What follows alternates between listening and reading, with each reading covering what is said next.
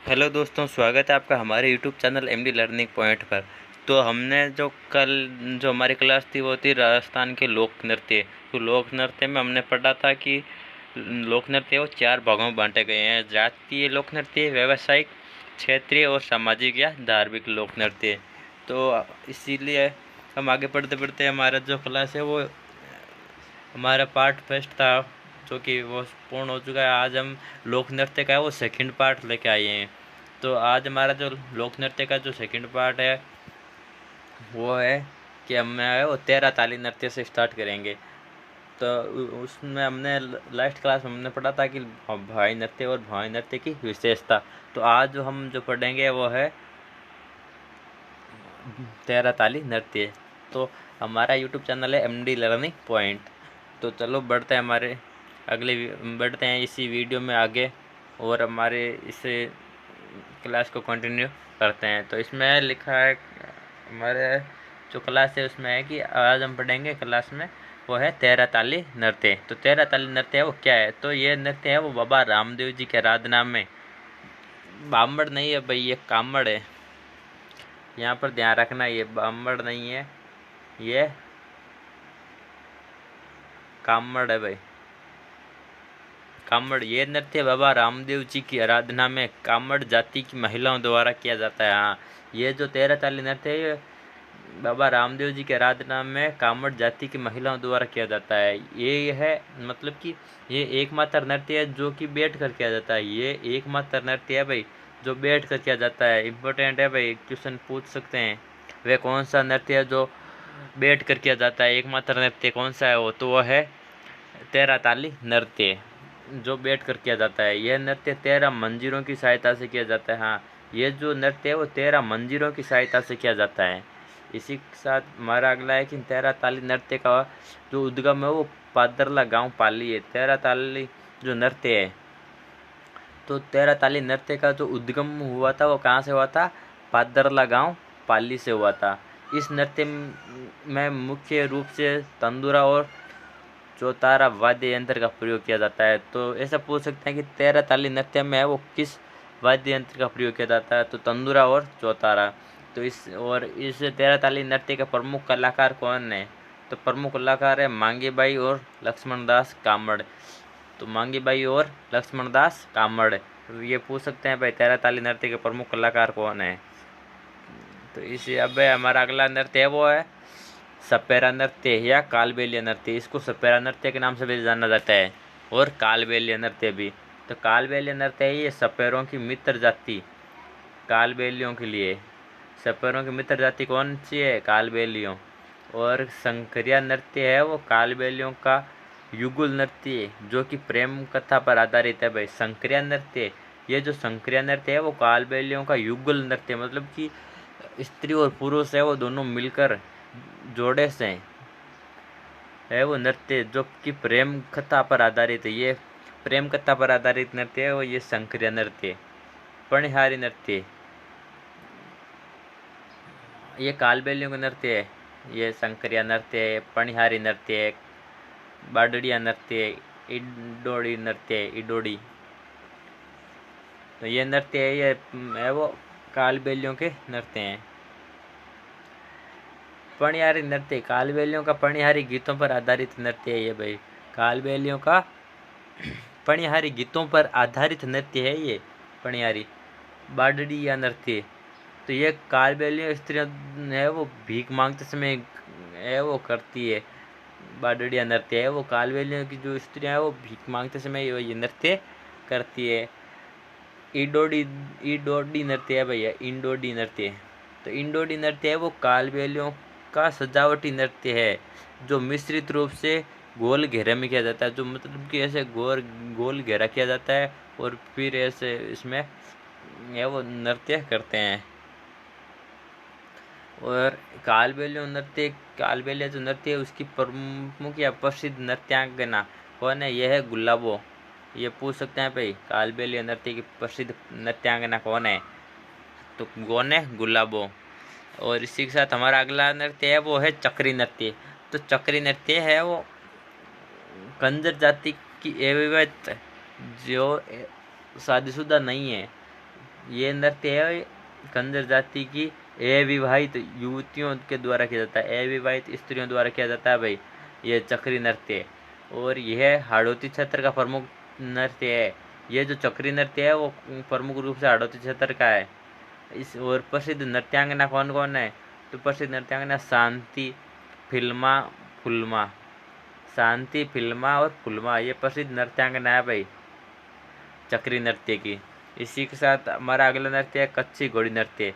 कच्छी घोड़ी नृत्य, तो ये कच्छी घोड़ी नृत्य ये शेखावटी क्षेत्र का है भाई प्रमुख रूप से। कहाँ का है? शेखावटी क्षेत्र का है प्रमुख रूप से नृत्य। पुरुषों का लोक नृत्य ये शेखावटी क्षेत्र के पुरुषों का लोक नृत्य है, जिसमें नृतक बांस की घोड़ी का कमर पर बांधकर दुल्हे जैसा वेश बनाकर पंक्तिबंद रूप से नृत्य करते हैं। ये शेखावटी क्षेत्र के पुरुषों का नृत्य तो है ये।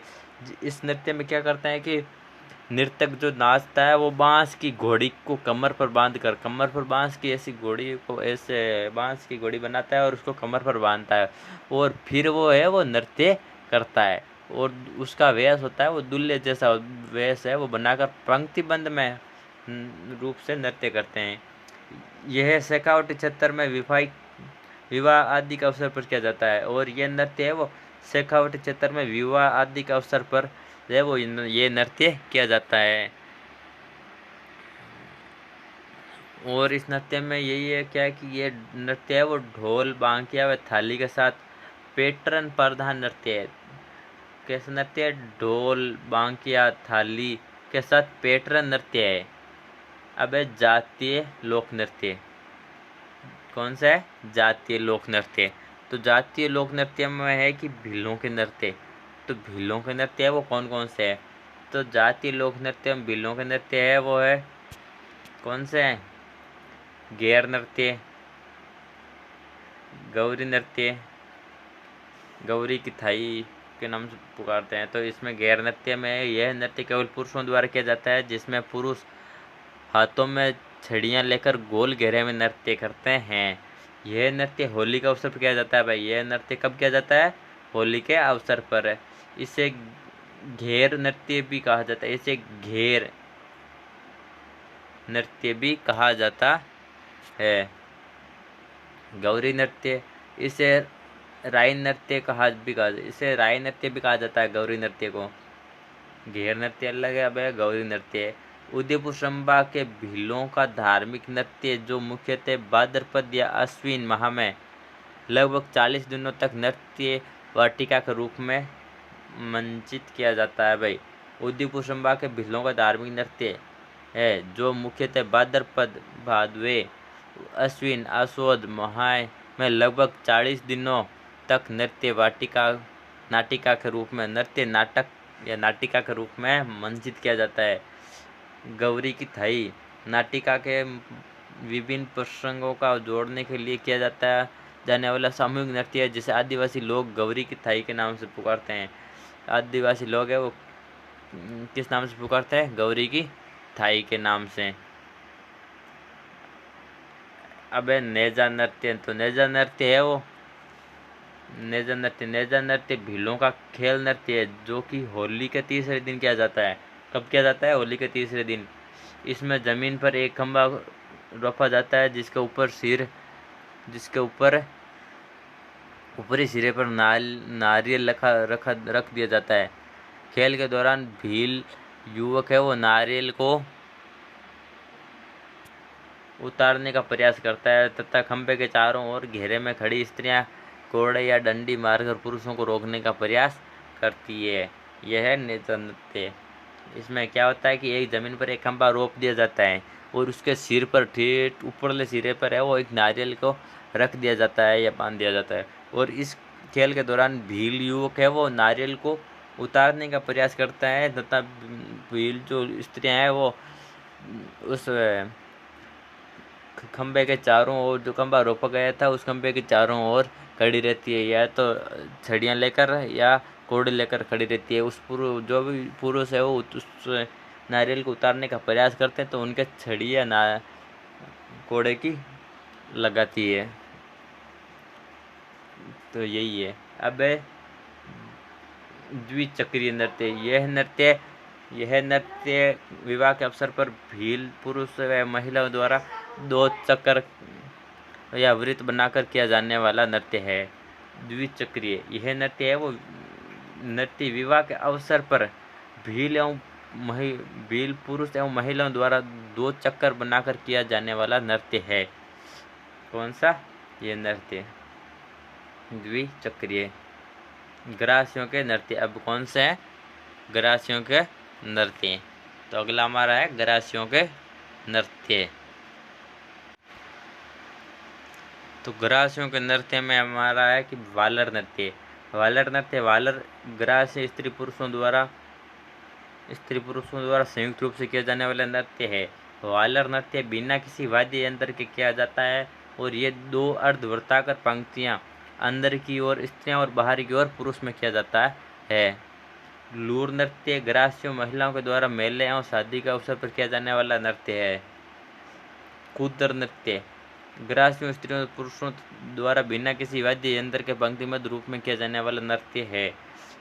और अब बताया मांदल नृत्य। तो मांदल नृत्य केवल ग्रासिया स्त्रियों द्वारा किया जाने वाला नृत्य जो गुजरात के गरबा से मिलता है। ये गुजरात के गरबा से मिलता है ये मांदल नृत्य।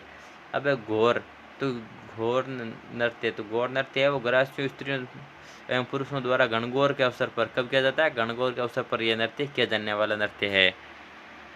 ठीक है। वालर नृत्य आ गया ग्रासियों स्त्री द्वारा संयुक्त रूप से किया जाने वाला नृत्य है। वालर नृत्य है बिना किसी वाद्य यंत्र के किया जाने वाला नृत्य है ये वालर नृत्य।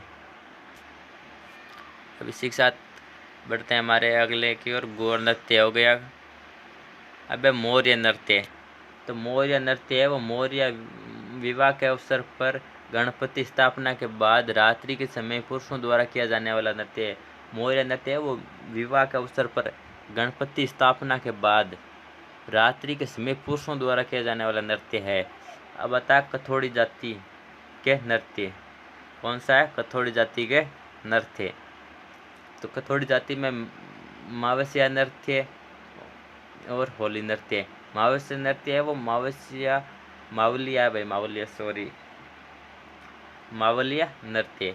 मावलिया नृत्य है वो नवरात्रा में पुरुषों द्वारा किया जाने वाला है। कब? नवरात्रा में। और किसके द्वारा? पुरुषों द्वारा। होली नृत्य होली के अवसर पर महिलाओं द्वारा किया जाने वाला नृत्य। अब मेवों के नृत्य। तो मेवों के नृत्य कौन से है? रणबाजा रतबाई।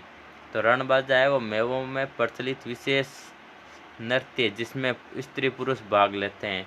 रतबाई अलवर क्षेत्र में केवल मेव महिलाओं द्वारा किया जाने वाला नृत्य है रतबाई नृत्य। अब बात है हमारे गुजरों के नृत्य। तो गुजरों के नृत्य कौन से है? चरी नृत्य। चरी नृत्य में क्या होता है कि चरी किशनगढ़ के आसपास गुज्जर जाति की महिलाओं द्वारा किया जाता है। चरी नृत्य है वो किशनगढ़ के आसपास। कहाँ? किशनगढ़ अजमेर के आसपास है वो गुज्जर जाति की महिलाओं द्वारा किया जाता है चरी नृत्य।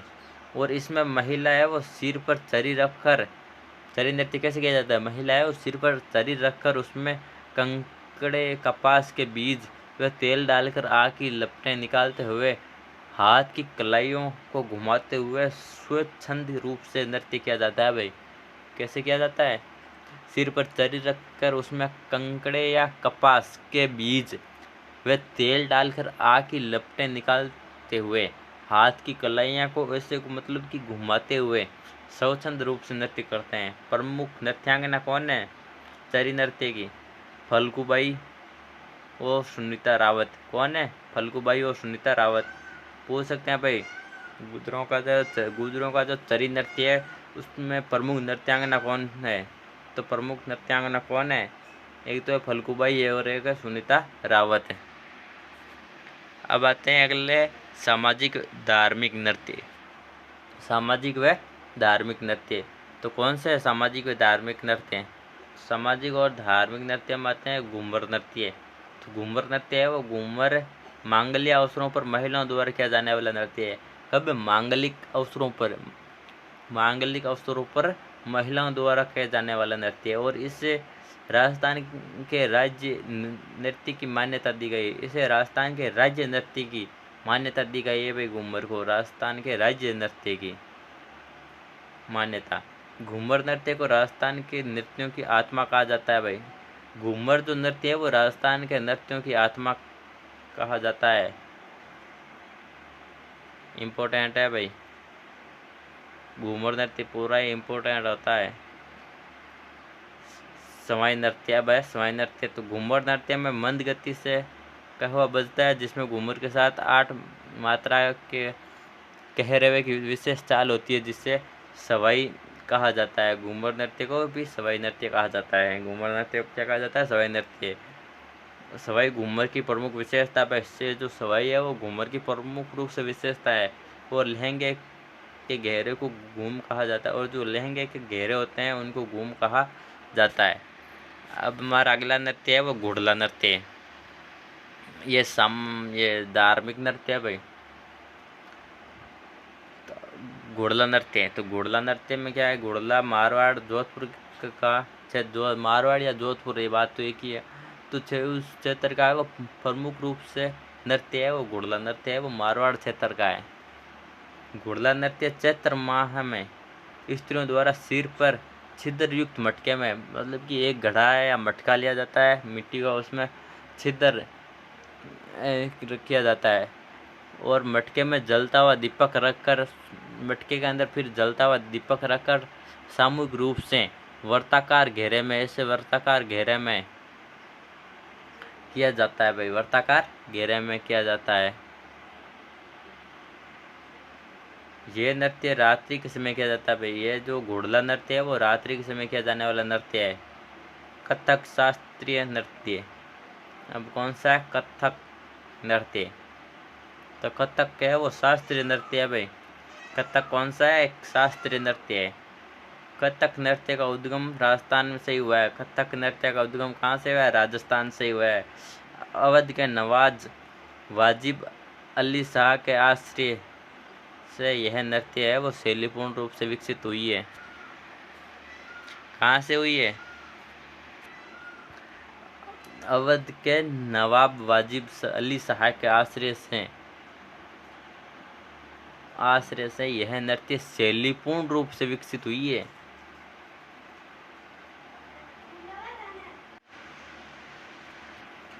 आमद क्या है इसमें?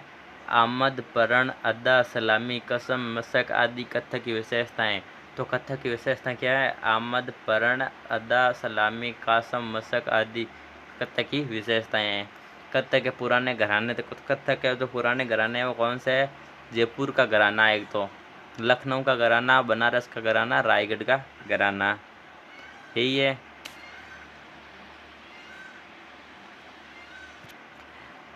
तो कथक नृत्य के जो पुराने घराने हैं, नृत्य करने वाले जो घराने हैं वो है जयपुर के घराने, लखनऊ के, बनारस और रायगढ़ के घराने। और आज के हमारे जो लोक नृत्य क्लास यहीं पर ख़त्म होती है। अब हम कल लोकगीत पढ़ेंगे। तो इसी के साथ बने रहे हमारे यूट्यूब चैनल पर, सब्सक्राइब कीजिए ताकि आपको अगली क्लास की नोटिफिकेशन मिलती रहे। तो जय हिंद, जय भारत, वंदे मातरम।